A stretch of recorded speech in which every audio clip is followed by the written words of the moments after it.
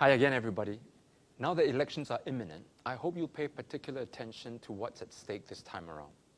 Now, I'm going to tell you about some of the problems that many Singaporeans like you and I face, and more importantly, what the SDP can do to help.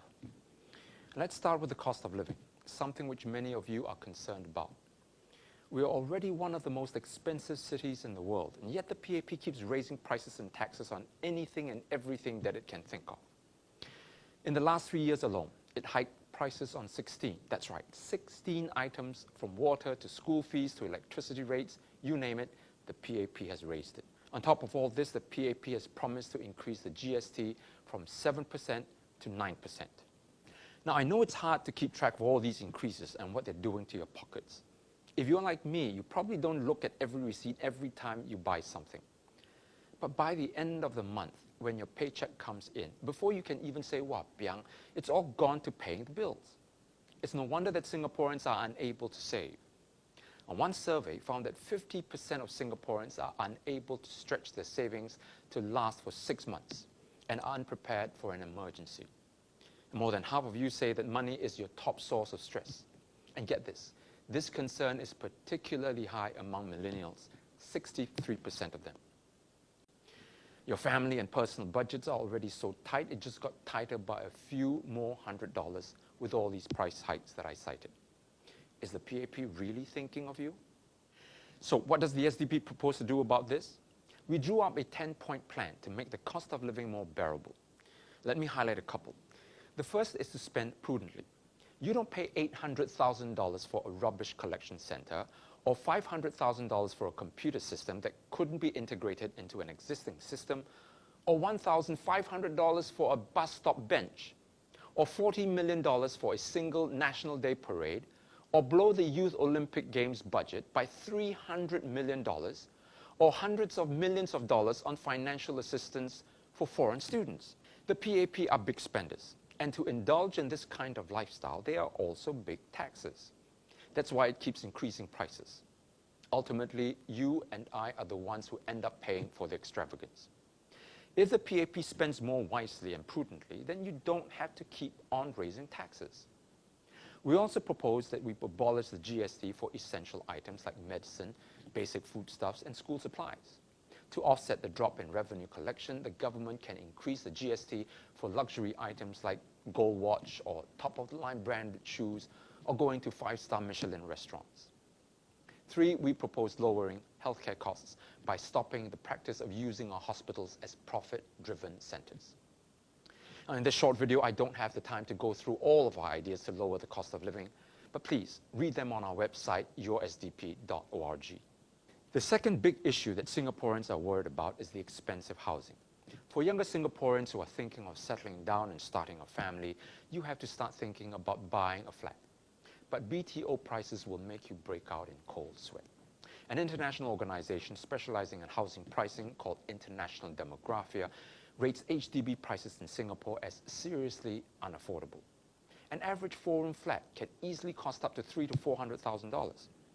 By the time you finish paying up the amount plus interest, which effectively doubles the price, you have so little money in your CPF account that you can never retire, not to mention having enough money for everyday use.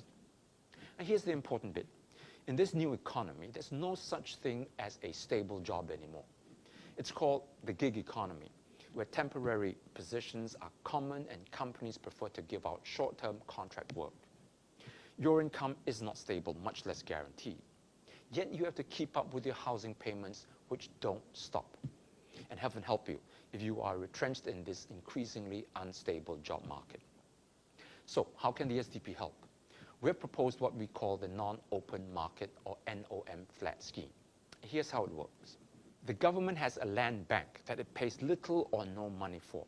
It then packages the land, sells it to HDB at a high price, and the HDB then factors this price into your flat and makes you pay for it. And we estimate that this land cost makes up more than half of your HDB price. Under our NOM idea, the government removes the land cost from HDB prices. Remember, a so-called cost that it pays nothing for. Under our proposal, the government charges Singaporeans only for the material, labor, service, and administrative costs. As I said, this effectively lowers HDB prices by half. It means that you get to keep your CPF savings, which you need for your later years. As a result, you have bigger spending power because you don't have to scrimp and save for your retirement when you already have so much of your salary for your CPF funds taken off in the first place. Of course, NOM flats means that you cannot resell your flat on the open market. You have to sell your flat back to HDB minus the amount of number of years you lived in the flat. But that's okay, because at the end of the day, your house should be your home and not a commodity that you trade for a profit. The problems that we face today in our housing system are a result of our using public housing as a profit-making business. The next issue that most Singaporeans are concerned about is the selling out of our people by the extraordinary influx of foreigners into this country. The problem is that the PAP's approach is too liberal. As a result, many companies discriminate against Singaporeans because foreigners can accept lower wages.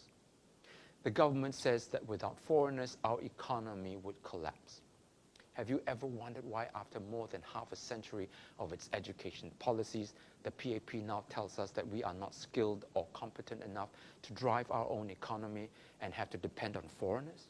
Then it tells us that we are too small to be competitive, that we need a bigger population. I say nonsense. Look at Ireland, a population of 5 million, produced 7 Nobel laureates. Norway, with 5.5 million, has 13 Nobel Prize winners. Denmark, 5.8 million, 14 Nobel winners. And Austria, 8.7 million people with 21 laureates. Even Luxembourg, with a population size 1/10 of ours, has produced 2 Nobel Prize winners. These countries are also very innovative, producing world beaters in the commercial sector. Lego, Pandora Jewelry, Carlsberg are from Denmark. Sweden, which has a population not much bigger than ours, boasts companies like IKEA, Volvo, Spotify, H&M, Electrolux, and so on. None of these countries depend on foreigners.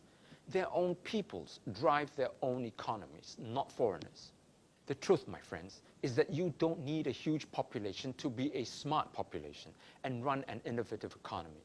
You just need to let the people go, allow them to think and read and express themselves freely, instead of instilling fear in them and insisting that they be unquestioningly obedient to the ruling party.